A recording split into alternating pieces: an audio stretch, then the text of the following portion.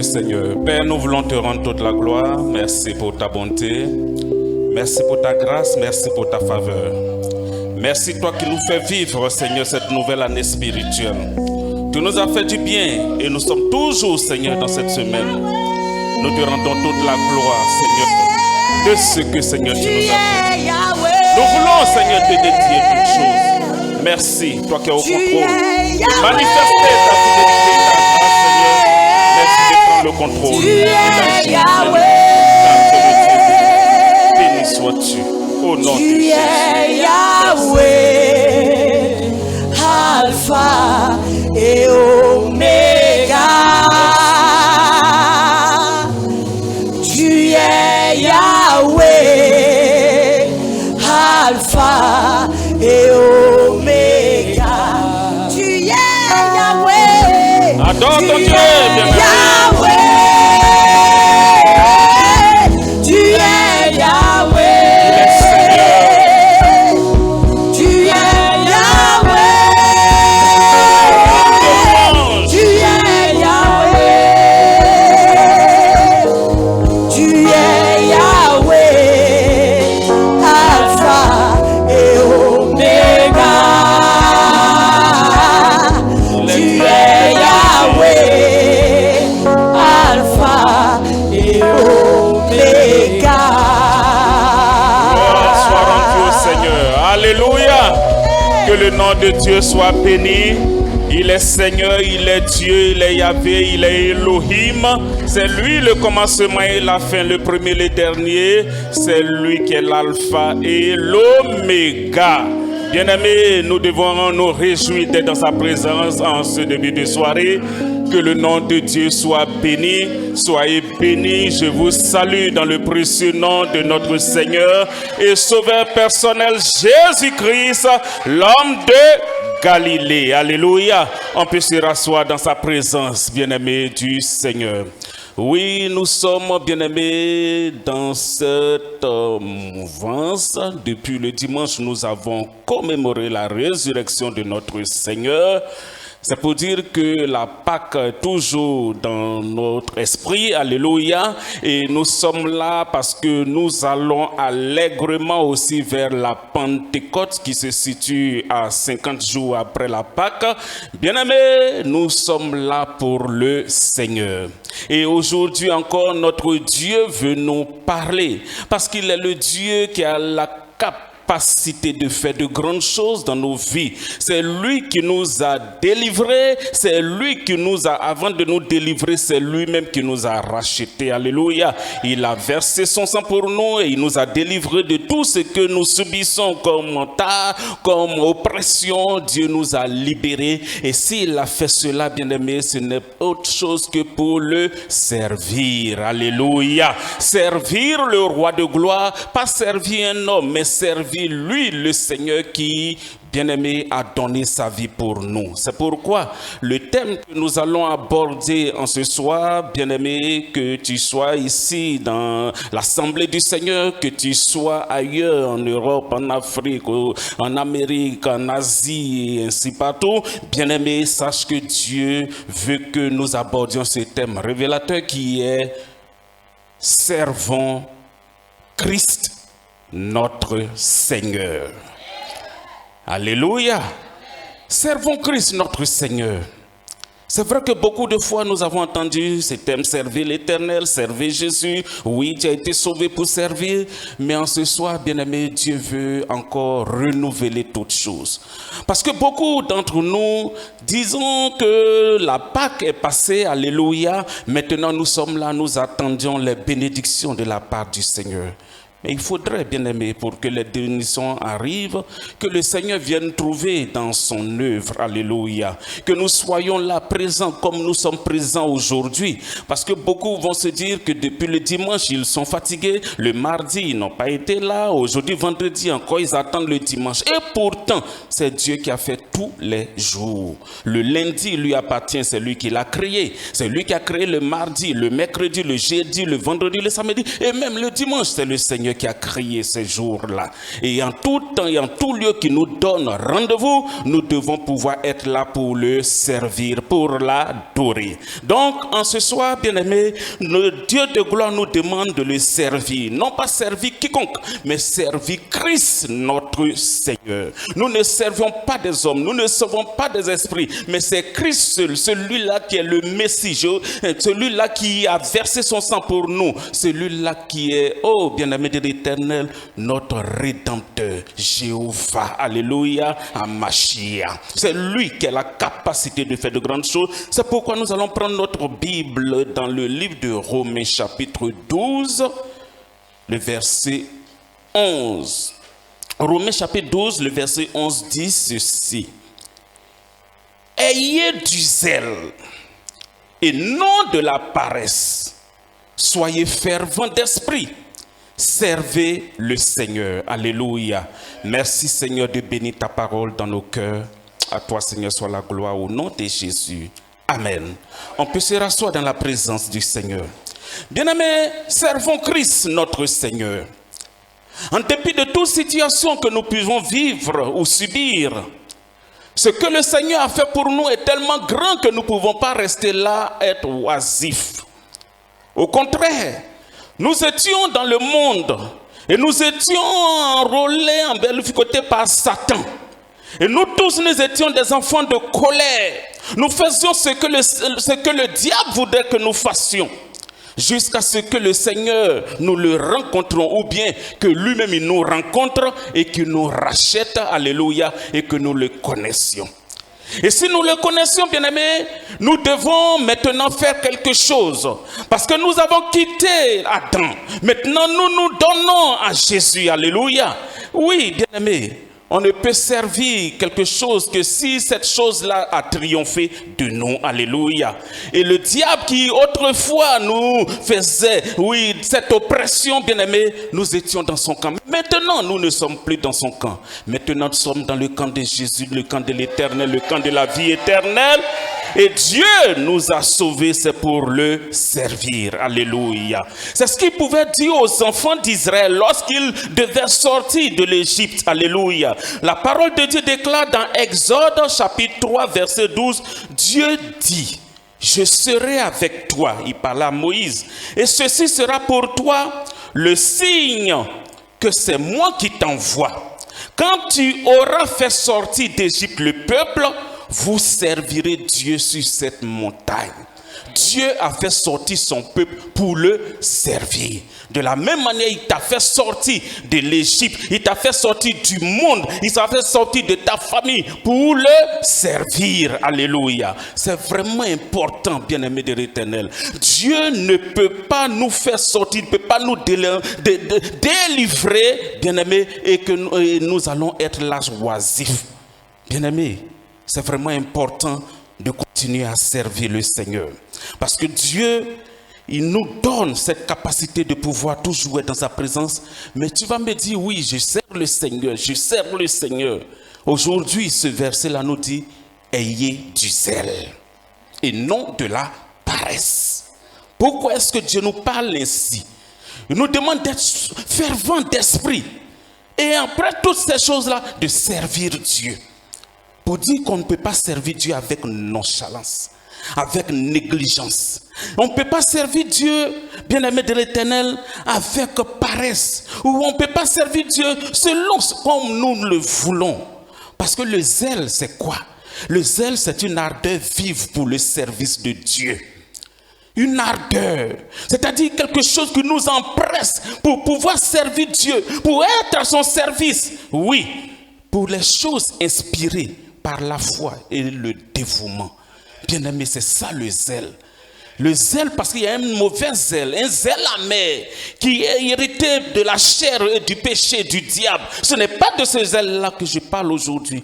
Je parle de cette flamme que le Seigneur nous a animés lorsque nous nous sommes donnés à lui. Les premières heures de notre amour, de notre conversion, nous avons aimé le Seigneur et nous avons désiré faire beaucoup de choses. Désiré jeûner, désiré prier, désiré faire des veillées, désiré faire des choses pour le Seigneur.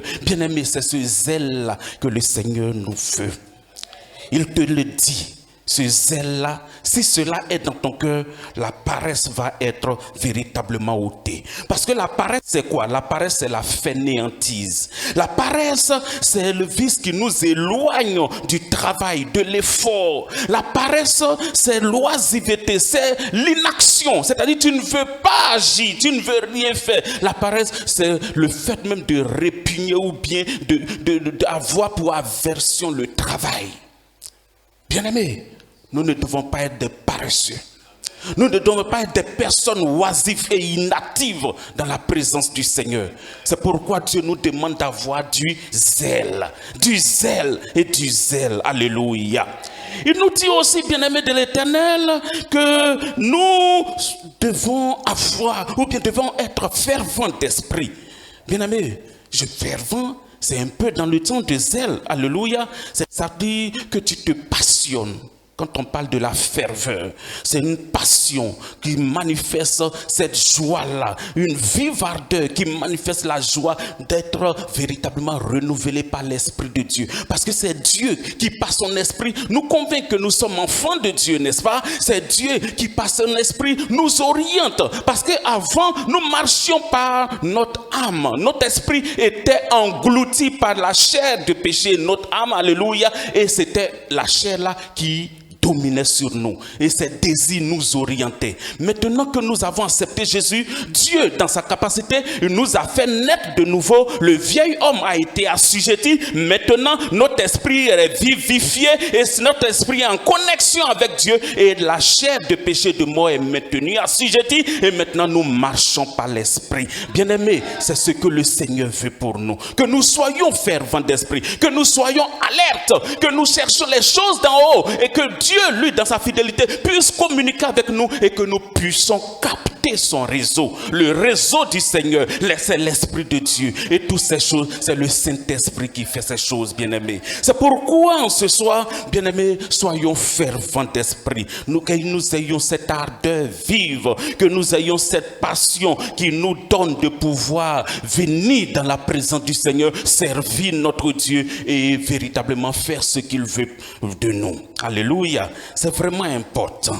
Et ensuite, bien-aimés, le quatrième verbe, ce sont des verbes d'action que nous voyons. Ayez, et puis soyez fervents. Maintenant, c'est servir le Seigneur. Alléluia. Servir, c'est être au service d'eux, ou bien de quelqu'un. C'est être esclave. Quand on parle de serviteur, c'est être esclave. Donc, si tu veux servir Dieu, assurément, pour lui rendre un culte qui lui est dû, tu devras être esclave de Dieu. Bien-aimé, le serviteur de Dieu, la servante de Dieu, n'est une autre personne que l'esclave de Dieu.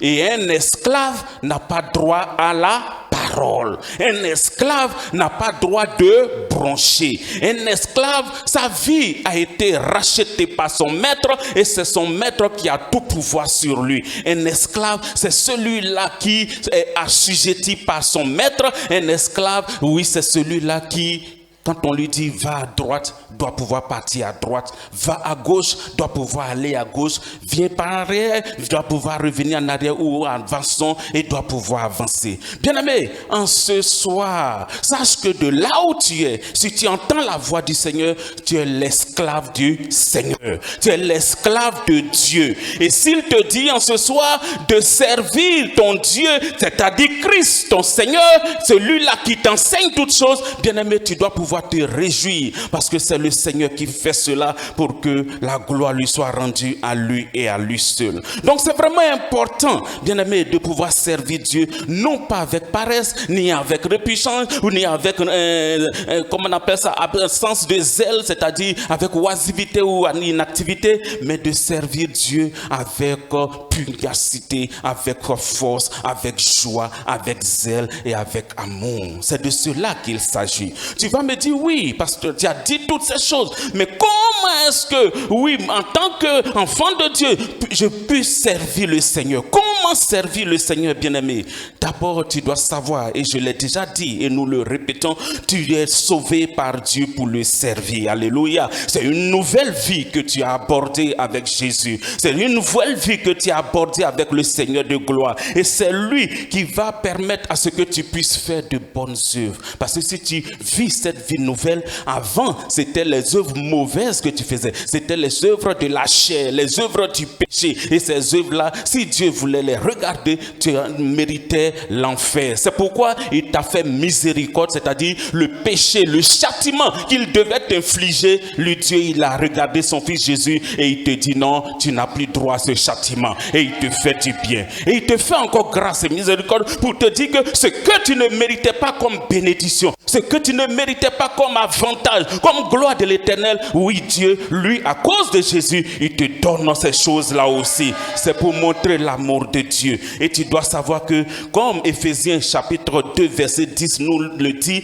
car nous sommes son ouvrage, ayant été créés en Jésus pour de bonnes œuvres que Dieu a préparées d'avance afin que nous les pratiquions. Tu as été sauvé pour pratiquer des bonnes choses, pour faire les bonnes choses que Dieu a créées longtemps d'avance pour toi, ma soeur, pour toi, mon frère, pour que tu puisses pratiquer cela. Donc c'est de cela qu'il s'agit. Comme tu es son esclave, tu es son serviteur, Dieu lui-même, il t'a dit, voici ceci, voici cela. De la même manière comme... Quand quelqu'un est un esclave physique, quand nous regardons dans le temps ou même à la maison, si nous avons des serviteurs, les serviteurs ne vont pas quitter chez lui, venir chez toi et puis faire ce qu'il veut. Non, ce sont les bonnes œuvres que toi-même tu as déjà mises en place. Le matin tu fais ceci, à midi tu fais cela, le soir tu fais cela, à midi tu fais ceci. Et c'est cela qu'il s'agit. Alléluia. Dieu aussi a créé de bonnes œuvres pour que toi et moi, nous puissions les pratiquer afin de donner gloire à son nom. Alléluia. Bien-aimé, il y a quelque chose que tu devais savoir aussi, parce que nous parlons de servir Christ notre Seigneur, c'est que nous devons connaître notre position, nous devons connaître qui nous sommes. Dans le monde, on peut dire que tu dois connaître ta nature, tu dois connaître ta profession. Ta profession en Jésus, c'est serviteur. Alléluia. C'est serviteur de Dieu, servant de l'Éternel. Et Dieu te dit que être, c'est plus important que faire. Être serviteur, c'est plus important que de faire des choses dans la maison du Seigneur. Que ce soit au travail séculier, que ce soit dans nos maisons, dans nos familles, dans nos villages, et que ce soit même à l'église. Être, c'est plus important que faire. C'est-à-dire quoi? Ce que tu es est plus important que ce que tu fais. Pourquoi, bien-aimé? Parce que Dieu te dit que si tu es serviteur, tu acceptes d'être serviteur de Dieu, de Jésus, de Christ, bien-aimé, tu pourras le servir tranquillement. Parce que ce n'est pas le fait de servir Dieu qui va te rendre serviteur, non. Tu peux venir faire quelque chose ici et puis tu n'obéis pas à Dieu. Tu désobéis au Seigneur, tu n'es pas soumis, tu ne marches pas dans sa volonté. Pourtant, tu peux placer les chaises et puis sortir, n'est-ce pas? Ça, tu as fait quelque chose, mais tu n'es pas serviteur de Dieu. Ce soir, bien-aimé, je voudrais te dire qu'en ce soir, si tu es là et que tu as accepté d'être serviteur, Dieu lui-même va te susurrer à l'oreille, va te parler pour que tu puisses faire son œuvre. Parce qu'en tant qu'enfant de Dieu, que tu arrives à placer les chaises, à chanter, à jouer les instruments, à prêcher, à évangéliser, à gagner des âmes, à faire toutes ces choses, c'est parce que tu es serviteur que tu es en train de faire ces choses. C'est pourquoi la première des choses que Dieu t'a appelé à faire, c'est d'être toi-même dans sa présence. Alléluia. Il te veut avec lui pour te former, pour te parler, pour te mettre au large, pour que après cela, toi-même tu sois un instrument pour glorifier son nom. Bien-aimé, c'est vraiment important. C'est pourquoi tu dois accepter d'être servante et serviteur de Dieu, c'est-à-dire esclave de Dieu. Si tu le fais, bien-aimé, tu pourras faire ce qu'il te demande. Et lui-même, il pourra t'ouvrir la pensée. Il pourra t'illuminer pour que tu puisses faire encore de grandes choses. Parce que le Seigneur Jésus l'a dit. Oui, nous ferons des choses plus grandes que ce qu'il a fait si et seulement si nous croyons en lui. Est-ce que nous sommes ses serviteurs et que nous l'aimions encore davantage? Bien aimé, c'est vraiment important pour cela. Donc, Ta position est importante à tout ce que tu fais dans l'église. Il faut que tu acceptes cette position-là. Il faut que tu acceptes d'être serviteur. Parce qu'il a dit dans sa parole, oui, quand il avait fait les ouvriers de la 11e main, entre dans la joie de ton maître, bon et fidèle serviteur. Tout est question de service dans la maison du Seigneur. Tout est question de vrai pour Dieu. Parce que si tu es là dans sa présence et que tu ne fais rien pour lui, bien aimé, c'est que tu as fait fausse route. Dieu t'a sauvé, ce n'est pas pour que tu sois oisif, c'est pour le servir. Et après la Pâque, c'est pour servir Dieu jusqu'à la Pentecôte. Alléluia. Tu dois être régénéré, tu dois être enflammé, embrasé par l'Esprit de Dieu et pouvoir servir Dieu. Ne dis pas que la Pâque est passée, oh, je croise les bras et puis j'attends les retombées. Non, bien-aimé. Plus les jours avancent, comme le diable aussi sait qu'il y a peu de temps, toi aussi, il faut racheter le temps en cherchant Dieu, en travaillant pour lui et en le servant véritablement. Oui, bien-aimé, si tu es serviteur et que tu acceptes cet état-là, Dieu va te donner la capacité de le servir. Il va te donner la force de le servir. Et tu auras un caractère, tu auras une personnalité, tu auras une spiritualité. Et tu auras toutes ces aptitudes pour servir le Seigneur convenablement. C'est vraiment important être serviteur. Après avoir été sauvé, il faut être serviteur de Dieu. Et c'est pour dire qu'il y a aussi des qualités. On va dire serviteur. Moi aussi, je vais servir Dieu. En ce soir, c'est moi qui suis là aujourd'hui. Et il y a longtemps que je ne savais pas, ou bien je ne faisais pas ces choses, ou bien que c'est aujourd'hui même que je me donne au Seigneur. Bien aimé, Dieu te dit que ton serviteur, quand on dit serviteur, on appelle quelqu'un serviteur, ou bien quelqu'un se déclare serviteur de Dieu. La première des choses qui doit pouvoir le caractériser, c'est l'obéissance. Alléluia. Tu dois obéir en toutes choses au Seigneur. Non seulement au Seigneur, mais tu dois aussi obéir à tous tes patrons. Les maîtres, les chefs, les boss, comme vous pouvez le dire, les autorités, selon la chair, parce que Dieu lui-même l'a dit dans Romains 12, voilà. Il nous l'a dit, nous devons pouvoir obéir à toutes ces personnes-là. Bien-aimés, serviteurs, vous êtes exhortés à obéir à Dieu et à obéir à vos maîtres. Alléluia. Tu dois pouvoir aussi avoir la crainte du Seigneur, parce que l'obéissance est différente de la crainte. C'est-à-dire tu dois pouvoir travailler en étant conscient de ce que ton Dieu est là. Tu es dans sa présence et tu travailles, que ce soit à l'église, que ce soit dans ton travail séculier, que ce soit à la maison, tout ce que tu es en train de faire, tu dois savoir que Dieu est là et il te voit. Quand tu es au boulot, si tu voles les papiers ou bien les stylos ou quoi, Dieu te voit. Quand tu es dans la maison de ton patron, si au lieu de bien servir, tu es en train de manger ou bien boire les yaourts des enfants, Dieu te voit. Si toi-même tu es en train de faire quelque chose, que tu as pris de l'argent, tu as mis dans ta caisse, tu as fait je retiens, Dieu te voit. Et si tu sais cela, tu dois pouvoir te comporter bien devant les hommes. Dieu le veut ainsi. Troisième chose, il dit que tu dois pouvoir faire toutes choses. C'est-à-dire ton travail là de bon cœur. Non pas comme pour les hommes, mais comme pour le Seigneur. Parce que si tu sais que le Seigneur est là, qu'il te voit, le travail que tu es en train de faire, ça doit être véritablement un travail de bon cœur pour les hommes et comme pour le Seigneur. Alléluia. Tu dois pouvoir servir Dieu avec dévotion, comme le Seigneur, comme pour le Seigneur. Et tu dois pouvoir, bien-aimé de l'Éternel, faire de telles choses que les résultats de ton service soient palpables, soient évidents de tous. Parce que si Dieu est avec toi dans le service, le témoignage sera là. Dieu le veut ainsi. C'est pourquoi nous parlons et nous prions et nous déclarons ces paroles conformément au livre de Colossiens chapitre 3 verset 23, verset 25, qui nous le dit. Tout ce que vous faites, faites-le de bon cœur comme pour le Seigneur et non pour les hommes. Sachant que vous recevrez du Seigneur l'héritage pour récompense, servez Christ le Seigneur. Voici encore, Dieu l'a dit dans Romains 12, il encore le dit dans Colossiens chapitre 3, servez le Seigneur, car celui qui agit injustement recevra selon son justice. Il n'y a point d'acception de personne, c'est-à-dire il n'y a point de favoritisme. Tous nous sommes là, si nous servons véritablement Dieu, Dieu va nous bénir, chacun selon sa bénédiction. Mais s'il y a un qui veut marcher selon lui-même sa chair, lui aussi va recevoir son injustice. Alléluia. C'est pas parce que nous sommes pasteurs que nous méritons plus que les fidèles simples. Non.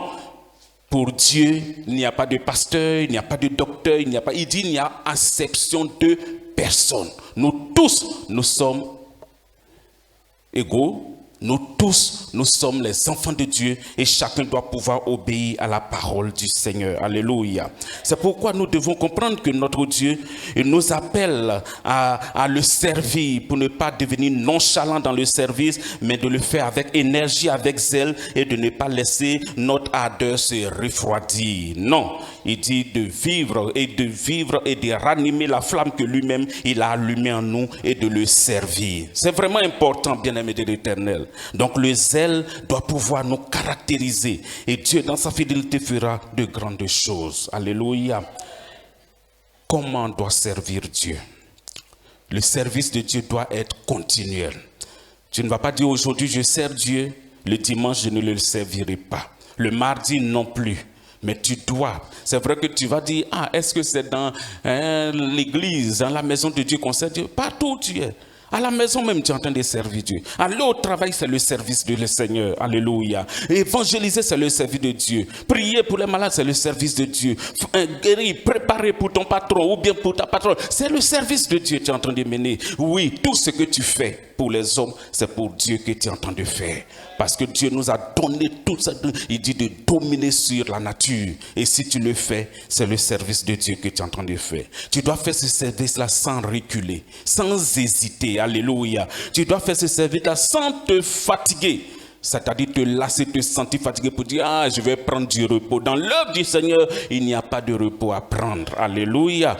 Beaucoup me disent, je dois voyager pour aller me détendre un peu, puis après je reviendrai. C'est vrai, charnellement on peut comprendre, mais spirituellement, il n'y a point de repos. Même quand le Seigneur dit qu'il se repose, il se repose, c'est pour faire quoi? C'est pour contempler ce qu'il a créé. C'est un travail aussi, pour dire, tout ce que j'ai fait, c'est bon.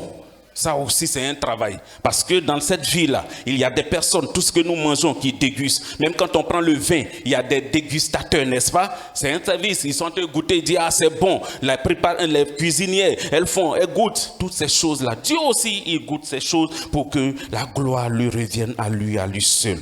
Bien-aimés, nous devons savoir que nous devons servir Dieu avec dévotion, avec une âme bien disposée. Parce que Dieu nous a dit, au travers de la bouche de David, l'homme selon son cœur, qu'il a dit dans 1 Chronique chapitre 28, verset 9.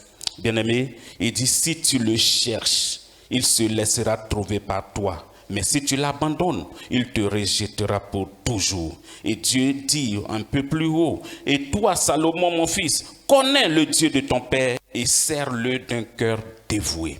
Bien-aimé, un enfant, un homme de Dieu doit pouvoir dire à son fils qui lui-même l'a engendré de connaître Dieu. Parce que toi, tu as connu Dieu, il faudrait permettre aussi à ton fils de connaître Dieu, à ta fille de connaître Dieu, de le servir. Parce que si cette personne-là abandonne le Seigneur, Dieu aussi l'abandonnera. Alléluia. C'est pourquoi, bien-aimés, nous devons servir Dieu avec dévotion. Nous devons avoir du zèle, de l'énergie, de l'ardeur, de l'enthousiasme. Nous devons être là dans la joie pour chercher le Seigneur et pour le servir. Nous ne devons pas avoir un zèle mauvais, un zèle amer. Parce que Dieu, dans sa fidélité, il dit que si nous faisons ces choses par rapport à la paresse, par rapport aux zèle amer, c'est que nous sommes morts, alléluia, spirituellement. Et pourtant, la parole de Dieu nous déclare, comme nous l'avons vu, oui, réveille-toi, toi qui dors, et Christ t'éclairera. Dieu est fidèle, Dieu est vivant. Abandonnons les œuvres de la chair. Abandonnons tout ce qui ne veut pas de Dieu. Parce que Dieu nous dit, le fait même de ne pas pouvoir bien servir le Seigneur, c'est pas ignorance. Et pourtant, il a dit, et il a dit dans Osée, Oui, mon peuple périt par manque de connaissance. C'est parce que nous ne connaissons pas Dieu que nous ne le servons pas véritablement. Si nous connaissons du peuple, comme il pouvait dire dans Daniel, ceux du peuple qui connaîtront leur Dieu agiront avec fermeté. Alléluia. C'est-à-dire que leur cœur ne va pas vaciller, ils ne vont pas tanguer, ils auront confiance en Dieu. Et Dieu dit quoi? Dieu, ce qu'il consomme en nous, c'est quoi? C'est notre foi. Plus nous avons confiance en lui, plus il déploie son zèle pour nous. Ce ne sont pas nos femmes, nous, nos voitures, nous, notre argent. Ce que Dieu veut de nous, c'est notre foi, que nous croyons en lui. Donc plus tu vas connaître ton Dieu, plus tu vas agir avec fermeté, parce que tu sauras qui est ton Dieu. Et Dieu aussi est fier de se révéler à toi, alléluia, pour te montrer le chemin. C'est vraiment important, bien-aimé de l'Éternel.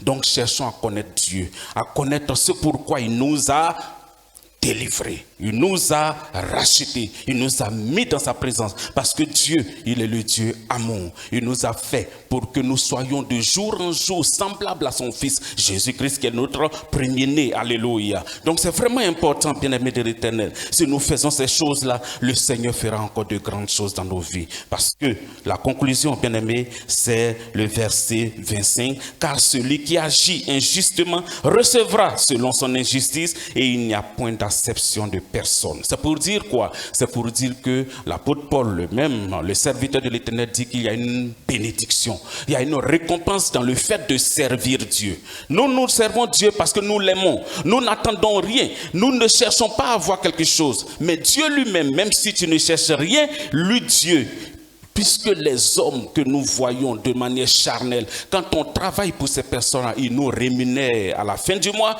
Dieu aussi rémunère ses serviteurs. Et il te dit que l'ouvrier mérite son salaire. Si tu travailles bien dans la présence de Dieu, Dieu te bénira. Il te bénira et il n'y a point d'acception de personne. C'est pour dire que tu sois fidèle, simple, Dieu peut te bénir même plus qu'un pasteur. Alléluia. Pourquoi? Parce que tu as fait son œuvre, parce que tu l'as servi, parce que comme les ouvriers de la 11e heure, oui, bien-aimés de l'Éternel, oui, il y en a qui ont été embauchés à 8 heures, il y en a aussi à 17 heures, pour travailler une seule heure, mais ils ont eu le salaire de ceux qui ont été embauchés à 8 heures. Pourquoi? C'est la grâce du Seigneur. Mais si tu t'es disposé et que tu n'as pas ronchonné et que tu as accepté de suivre le Seigneur, de le servir, bien-aimé, tu auras aussi ton salaire. Dieu est fidèle et il le fait pour nous. Donc nous devons prier pour que Dieu nous donne ce zèle-là de le servir. Servons Dieu, ne regardons pas nos frères ni nos sœurs.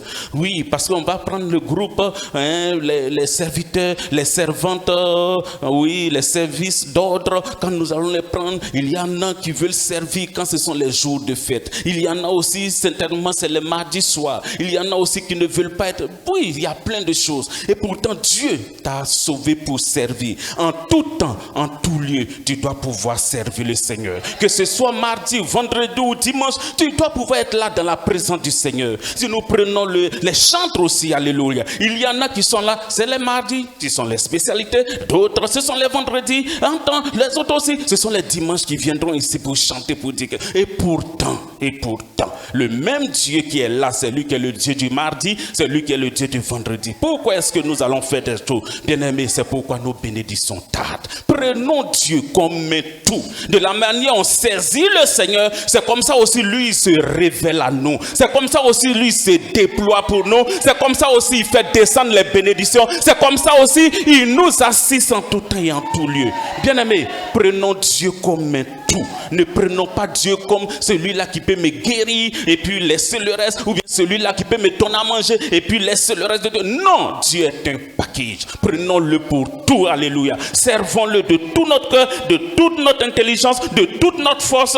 Oui, parce que Dieu ne fait pas de favoritisme. Il nous aime tous. Mais ceux qui vont le servir vraiment, il les bénira. Ceux qui vont faire son œuvre vraiment sans coup férir, sans botter des coups, sans vouloir, oui, permettre à d'autres de chuter, de tomber ou bien de montrer aux serviteurs de Dieu que c'est eux qui travaillent et puis torpiller les autres. Bien aimés, ce sont ces gens-là que le Seigneur cherche. Sers Dieu de tout ton cœur, de toute ton âme, de tout ton esprit. Et puis, si tu as un frère qui est là, que tu peux l'aider, pour l'orienter, il faut orienter. Et puis, si tu as une sœur aussi qui veut t'aider aussi, laisse-toi aider aussi par cette sœur-là. Parce que le Seigneur veut faire de grandes choses. Nous sommes ensemble, c'est pour servir le Seigneur. Nous sommes ensemble, c'est pour véritablement œuvrer pour que son nom seul soit glorifié. Bien-aimés, il est bon que nous servions Christ, notre Seigneur, parce qu'il s'est donné pour nous. Il a versé son sang pour nous. Nous devons renoncer à nous-mêmes pour le servir. C'est pourquoi nous prenons cette condition d'esclave pour servir Dieu. Nous renonçons à nous-mêmes, nous portons chaque jour notre croix et nous suivons le Seigneur. Et nous le suivons pour quoi faire? Pour le servir. Parce que Dieu, il est le Dieu qui a déjà tout accompli. Ce que nous faisons, il a déjà tout accompli. Comme il a dit, c'est lui qui a fait longtemps d'avance des œuvres bonnes pour que nous les pratiquions. Il n'y a rien de nouveau sous le soleil, comme l'Ecclésiaste pouvait dire. Ce qui est a déjà été. Bien-aimés, soumettons-nous à Dieu et faisons ce qu'il nous demande. Nous sommes dans un temps de faveur, dans un temps de grâce, où le monde entier est agité. On ne sait pas s'il y aura une guerre mondiale comme les autres le disent. Mais le Seigneur demeure Seigneur. Regardons à lui et faisons ce qu'il nous demande. Gagnons des âmes, évangélisons. Parlons de Jésus dans tous les coins et recoins de nos vies. Et apportons pour soutenir. Parce que servir Dieu, c'est aussi cela.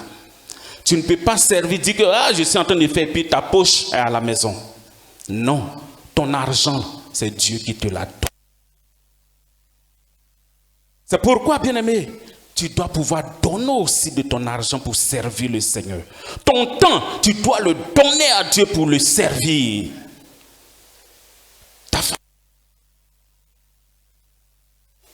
Ta maison, ta femme, ton mari, il faut les livrer entre les mains du Seigneur pour que tu les utilises. C'est vraiment important, bien-aimé du Seigneur. C'est pourquoi, en ce soir, bien-aimé, sachons que le Seigneur nos vies. C'est pourquoi nous devons nous réjouir et ne pas baisser les bras. Ne pas baisser. Aimer Dieu et faire ce qu'il nous demande, et la gloire lui sera rendue à lui et à lui seul. Que son nom seul soit béni. Est-ce qu'on peut acclamer le Seigneur pour sa parole? Que le nom de Dieu soit béni. On va se tenir debout et nous allons prier, bien-aimés. Oui, c'est vraiment important. Ayons du zèle. Comme David pouvait le dire, le zèle de ta maison me dévore. Le Seigneur aussi l'a dit. Ce zèle-là doit pouvoir nous donner de faire des choses pour le Seigneur. Bien-aimés, qui sommes-nous sans le Seigneur? Il a dit que sans lui, nous ne pouvons rien faire. C'est lui qui nous donne la capacité de le servir. C'est lui qui nous donne de l'argent pour venir le servir. C'est lui qui nous donne la santé pour venir le servir. C'est lui qui nous ouvre les portes pour venir témoigner, c'est-à-dire servir Dieu. Toutes ces choses, c'est le Seigneur qui le fait. Pourquoi est-ce que nous ne devons pas nous réjouir pour venir toujours dans sa présence et faire ce que le Seigneur veut pour nous? Nous connaissons les besoins du Seigneur. Pourquoi est-ce que nous ne pouvons pas, en cachette, vouloir, pas en cachette, mais de manière secrète, pour venir faire des choses pour le Seigneur? Ce n'est pas toujours qu'il est bon de faire des choses aux yeux de tout le monde. Souvent, il faut venir dans le secret et poser des actions. C'est cela qu'il s'agit. Parce que Dieu te dit, quand ta main droite donne, ta main gauche ne doit pas le savoir. Bien-aimé, c'est vraiment important. 2022, c'est une année de faveur retenue. Oui, Dieu veut te faire du bien. C'est pourquoi prions maintenant. Seigneur, merci pour ton service. Père, je bénis ton nom. Qui suis-je pour parler de ta part? Éternel, avec mes imperfections, avec mes limitations, Seigneur, Il t'a plu, Seigneur, de te glorifier. Ce que nous te demandons, Seigneur, c'est de nous donner du zèle pour ton service. De nous donner ton zèle, l'esprit, ton esprit, Seigneur. Parce que c'est ton esprit qui est la source de notre zèle. Seigneur, que tu communiques, Seigneur, ton esprit. Que tu augmentes, Seigneur, ton esprit. Ta présence dans la vie de tes enfants. Afin que nous puissions te servir convenablement comme tu le veux. Père, ton peuple est là, languissant devant toi, Seigneur. Nous avons fêté cette Pâque, nous partons allègrement vers la Pentecôte. Qu'est-ce que nous devons faire? Qu'est-ce que nous devons dire? Comment agir? Comment, Seigneur, faire les choses? Éternel, aujourd'hui, tu nous demandes de redoubler, Seigneur, d'efforts et de ne pas être paresseux, mais d'avoir du zèle pour ton service. Père, nous venons te dire merci. Merci pour cette soirée. Merci pour tout temps. Merci parce que, Seigneur, tu règnes totalement. Merci parce que tu bénis ton peuple. À toi, Seigneur, soit la gloire. Souviens-toi de tes enfants et exauce-nous au nom de Jésus-Christ. Amen.